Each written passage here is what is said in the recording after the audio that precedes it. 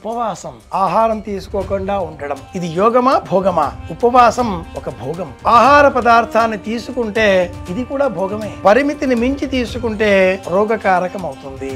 కంటికి మంచి దృశ్యం ఆహారం, చెవికి మంచి పాట మాట ఆహారం, నాలికకు ఒక మంచి శబ్దాన్ని పలకడం.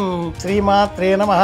క్షేమంగా ఉన్నారా? అందరూ బాగే కదా? ఎదుటి వారిని పలకరించడంలో ఆ నాలిక పలికే మాట ఆహారం. చర్మానికి మంచి స్పర్శ, ప్రేమపూర్వకమైన స్పర్శ ఆహారం. ఇవన్నీ ఆహారాలే. ఉపవాసం అంటే కంటికి అందించే దృశ్యం భగవంతుడికి సంబంధించినది, చెవికి అందించేటటువంటి శబ్దం భగవంతుడి నామం అయి ఉండేది, నాలికకు పలికే ఆ ధ్వని భగవంతుడి నామం అయి ఉండేది, స్పర్శ భగవంతుడి సేవ అయి ఉండేది. ఇలా అయినప్పుడు ఇది ఉపవాసం అవుతుంది.